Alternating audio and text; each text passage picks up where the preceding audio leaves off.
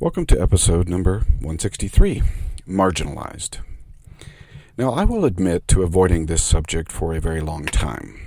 Not that it isn't real or isn't part of the mental illness experience. It is because I have struggled with how to approach it. I believe it to be a very real problem with difficult solutions. Many of you who listen might know me personally. Even if you don't, I actually have been fairly open about my personal life with mental illness, autoimmune diseases, and some autistic nature that I have recently discovered. Now, I have wonderful parents, a marvelous family with active, engaged children, and I've been a member of the church my entire life. Looking into my life from the outside, one might think that I have rarely felt marginalized or minimized within church settings, and the many wards and stakes I've attended. But quite the opposite is true. I have regularly felt marginalized and even minimized by nearly every ward and stake I have attended. Now, that may come as a shock to many, as I have served in actually many leadership callings. I say that so you might understand that callings do not necessarily change that feeling. Now, I don't want you to think that I am chastising anyone in the wards where I have lived, because it was not really about the leadership or the people. Feeling marginalized will come to actually most people, but for those who suffer, it will come with greater force and reality. It will, in some senses, become a part of one's identity, as it will be felt regularly by those who suffer. Naturally, we understand that in the Lord's kingdom, we are not marginalized as His sons and daughters of God. However, the feeling is natural to our existence in mortality in some ways. We have been taken from a place where we had established deep, long-lasting relationships and eternal connections in the premortal world, given a veil over our minds of those events, and then sent to a mortal body with some serious restrictions. It is no wonder we feel a little lost on this earth. While it is somewhat natural to feel marginalized and minimized in this world, one must understand that mental illness will exacerbate this feeling to whole new levels. Now, that statement is going to be fairly obvious to one who suffers, but that doesn't resolve the problem. I am not certain that one can ever fully resolve those feelings in a mortal body, but there are some things we can do to help each other and ourselves. Now, it took me several years now to write this podcast. I knew what would come as I opened up about my personal struggles with a previous bipolar disorder, depression, and anxiety caused by autoimmune illnesses and my autistic nature. I would likely feel a greater isolation. The stigma with these illnesses are very real, although I don't fault anybody for it. With media portrayals and exaggerations, the non-believers, and a host of unknowns, for those of us who do not experience it, stigmas are a natural consequence. Now, that doesn't mean it's right. It just means that I understand why they exist. Stigmas come naturally to almost everyone. When the unknown approaches our mind, and we have no way to understand it, our mind naturally pushes it away or ignores it. Stigmas are created by fear of the unknown. And when a majority of the people in a culture develop similar stigmas, they become part of the culture and belief system. Stigmas generally develop from grassroots and then coalesce into a cultural groupthink type of behavior. Chronic illnesses, mental illnesses, personality disorders fall into this stigma category within society and church culture. Now, if you think those two cultures are entirely separate, you are fooling yourself. Culture, both good and bad, pervades the church naturally. Having these illnesses can feel a little like a leper in the time of the Savior, where you carried a bell and or loudly announced your presence. While we tend not to announce our illnesses to the world, when we do, it can feel all the more like we don't belong. I personally don't believe people, at least most people, do so consciously. Now, I found individuals who do not suffer with these maladies avoid them out of fear of the unknown. They have no experience with them, and we avoid the unknown. And that's just part of who we are as mortal beings. Human beings are wired to avoid that which they have not experienced and cannot understand. As humans or natural men and women, we will especially ignore things such as mental illness because it represents more than simply something we don't understand. Mental illness is a malady that represents a loss of control, and not just a minor loss, but a loss of one of the most important systems in our body. Someone who has not experienced it cannot confront it because their mind simply will not allow it. Our mind is built to feel fully in control, even though we might realize rationally that we lack a great deal of control in our lives. Our minds needs to feel control, and mental illness, chronic illness, personality disorders cause deep fear in others. I don't think most people realize it as fear or recognize it, but it is fear that motivates them to isolate others who have these illnesses. Now, I understand the problem at least at this basic level. What individuals fear, they isolate.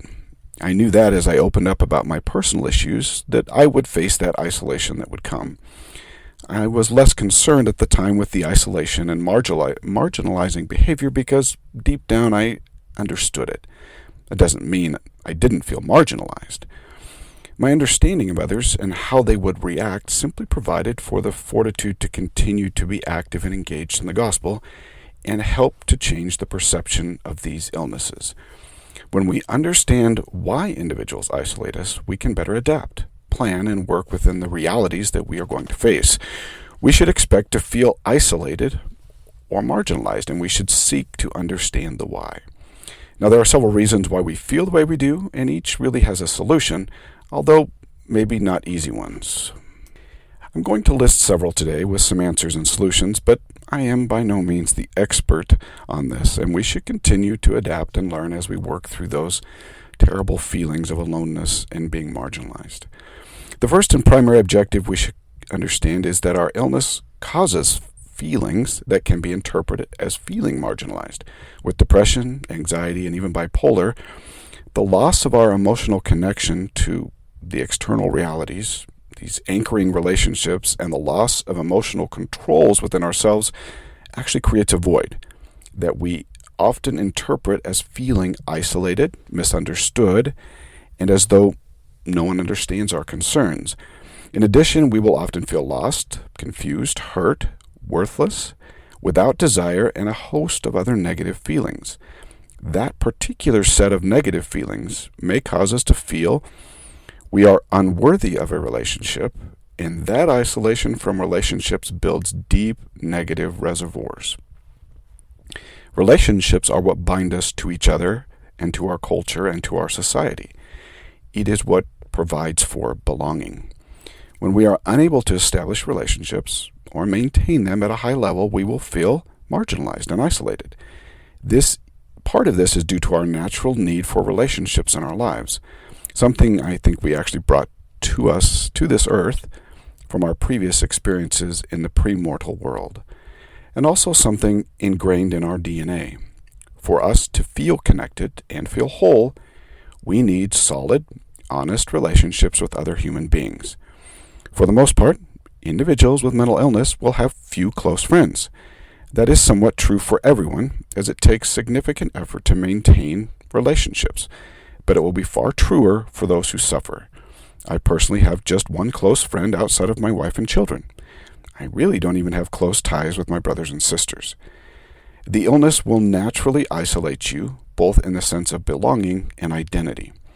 Personality changes will also cause you to select different people with whom you identify at different times during your episodes. Changing moods and the retraction that occurs during episodes also sends signals to your friends and family and those around you that are often interpreted as though we don't desire a close relationship. We often close ourselves off from the world, not because we choose to, but because our illness will cause it. This retraction from the world also causes serious issues with daily relationships. And as individuals, will often mirror what we give to them. In some ways, when we are isolated, we are seeing what we are demonstrating to others in the relationships we develop. Now, it is important to understand very few individuals can see beyond our illness and our symptoms and see us as who we truly are. I will admit that it can be even difficult to define who we are when we suffer because our identity will change according to our emotions. Our emotional connection to ourselves is really our true identity. The way we feel about others and ourselves gives us a majority of our identity daily, and as our illness alters our emotional state, so too will our identity. For our closest associates, this can be baffling and concerning, as they see us respond to them differently over time. They naturally will react according to what they are seeing, and this often leads to a diminishing effect upon the relationship. We should also consider and understand that most individuals live with a relatively low sense of internal fortitude and identity. Most people look to the outside world for some portion or even a majority of their identity, and for many of those individuals, it can be a large part of their identity and acceptance. The truth of the matter is that many people live with a low self-esteem or self-worth.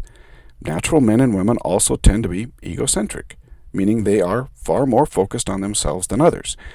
The easy way to see this is to think about how much effort we put into our outward appearance and notice so little about others. We focus so heavily at times on wearing the right clothing, the right hair, driving the right car, living in the right places, cleaning the house thoroughly when company is coming. We cover the weaknesses in our lives. We are far more concerned about what others think of us than that we think of others. This means very simply that we will gravitate to individuals who give us identity and shy away from those who do not. When you have mental illness, you rarely have enough energy, desire, and emotion for yourself, much less to support others. Naturally, this leads to an isolating feeling. So if we look at the reality of it, I don't think that we feel marginalized in the sense of some evil nature of society. I don't think, for the most part, that individuals marginalize others purposefully. Yes, there are those individuals who might use humor, teasing, and other types of serious actions, such as bullying, to cause feelings of inadequacy and isolation in others. However, it has been my experience that these individuals have serious emotional issues of themselves and very low self-esteem, and the cutting words and bullying is often a coping mechanism, although not a good coping mechanism. My purpose is not really at this point to justify their actions, but to provide the understanding of the why. I realize that inside of our episodes, we could likely do little to help them as our own reserves are seriously diminished, but understanding the reasons for their behavior can give us some level of compassion. Now, when we think about solutions to this problem we face so frequently, the answers may not be easy to find or to implement because our illness tends not to allow for them. Now, while I personally may not have all the answers, there are a few that I have found. The first is easy, and it is something I have said for a while in these podcasts. Managing your illness will provide for less isolation and feelings of marginalization. However, understand you might not be able to see it because it will be difficult to see the changes. Also note that relationship changes take time and effort. So simply managing your illness for a few months may not net what you seek entirely, but it will certainly help with the isolation. Second, we need to avoid obtaining an identity from the world and those around us. While we as humans are wired to seek feedback from the world around us and to puppet and mimic other behaviors, our identity needs to come from a source that does not change from day to day and fully understands who we are and who we can become. The only source I know of is through personal revelation and the Savior and our Father. Our identity needs to become what the Father and Savior see in us. They are perfectly willing to share that feedback and provide proper perspective to help us develop and maintain an effective identity, one that is independent of the ever-changing world and the philosophies that blow about terribly with every breath of Facebook, TikTok, Instagram, and YouTube. Our identity cannot be what the world tells us it is because, unfortunately, they have no stable foundation and are simply adrift in what is popular this moment mentality. How do we obtain this identity, and what does it look like when we obtain it? Our identity should come to match the Savior in the sense of our eternal nature, desires and actions that emanate from those desires. Certainly, this takes time and effort and is not likely to come in this life. But seeking out this identity will do more for our own than taking advice from a world in commotion. Third thing we can do is be honest in our relationships that we desire to establish and maintain. This means telling those individuals that we have mental health issues, and then also teaching them what it means and what they will see in us. When people understand why we are behaving the way we do, they don't fill in the blanks and make assumptions. People also tend to be more compassionate and understanding and concerned about our struggles as we are honest with them. However, telling someone you suffer from bipolar disorder, depression, or serious anxiety without explaining what it means in the sense of what they will see from you is not likely going to be helpful, but more isolating. If we want deep relationships that matter, then we must be honest. Understand, though, that even when we reach out in this way, not everyone will respond to it positively, and there will be others who will take time to adjust. Acknowledging to someone our weakness is not the heal all button in a video game, but it will help significantly and will provide for us a safety net when we are struggling and cannot entirely help ourselves. Fourth, and this one's going to sound just a little strange, listen to others with the intent to understand them. We don't have to solve their problems. We simply need to listen and understand without judgment. Most individuals in this world lack someone with whom they can honestly speak without feeling judged or condemned. We all fight daily with our weaknesses, and we hide them so deeply because we have been judged far too often. When we are compassionate, understanding, and truly listen to others, we will deepen our own relationships. When we provide safety nets for others, it actually strengthens our own. Now, this leads me to my final and fifth thing we can do to help our isolation. As much as our mind and body allow, we should reach out to others to serve them in small ways. This will also include reaching out to others who suffer as you do. Service provides actually several benefits, but the greatest is that it develops deep relationships and ties that bind us. It also gets us out of our own head and problems. When we seek to lift others, even as we suffer deeply, our hurts, pains, and sufferings will actually be diminished. Those problems are not going to go away, but somehow serving others seems to cause a lifting of our own burdens. I actually discussed this at length in our last episode. Finally, and this has been a bit of a motto for me lately, don't take yourself so seriously. Sometimes we get lost in our problems and searching for answers. Find a way to take a mental break, and yes, I know how hard that is when your desires are non-existent and your emotions resist everything you do, but do it anyway. I've started to use a phrase in my head that my teenagers use frequently. Whenever something comes into my head causing doubt, mistrust, questioning who I am, I just say whatever and move on. It doesn't work all the time, but I has used it more regularly. I have found sometimes it sticks and helps. Now, before I end today, you will notice that I have included a bonus episode. This one is mostly for the sisters, but certainly you brethren can listen. So often in the church there exists a perception of male dominance, and I have no doubt many brethren take it far too far. This can leave sisters feeling isolated and marginalized because they have no one with whom to identify and relate. I have so often felt this from many sisters and discussed it with them, and I know that this feeds into some issues with mental illness. I don't think that it causes the illness, but I do believe that it can be a part. My hope in this bonus episode is to provide some hope and some identity through understanding just who she is, the role she plays, and why we hear so little about her. Just as a short tickler for that episode, I believe her to be equal in every way to the Father, and she cares deeply about her daughters and their sons and their identity. Now, until next week, do your part so that the Lord can do his.